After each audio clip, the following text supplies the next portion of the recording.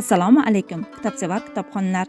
Ohangaron shahar axborot kutubxona markazi she'rga ixlosmand kitobxonlarimiz uchun shoira Saida Zununovaning Qizlarjon nomli kitobini o'qishni tavsiya etamiz. Saida Zununova o'zbek she'riyatida o'z ovoziga ega bo'lgan shoirlarimizdan biridir. Vafo va sadoqat timsoliga aylangan bu betakror ijodkor o'zining matonati, yoriga sadoqati bilan ham dunyodagi jamiki ayollarga ibrat bo'ladigan hayot yo'lini bosib o'tgan. Shoiraning har bir she'rida beg'ubor va beozor ma'suma bir insonning qalb sadolari aks ettirib turgandek.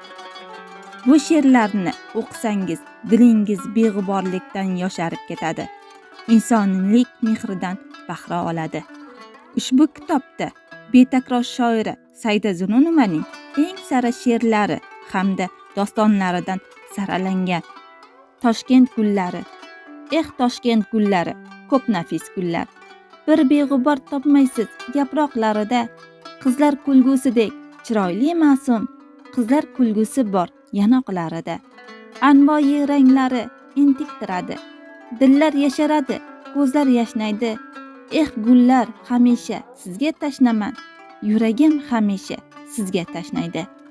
Aziz kitobxonlar, ushbu she'riy kitobga qiziqsangiz, o'qishni xohlasangiz, Ohangaron shahar axborot kutubxona markaziga tashrif buyuring.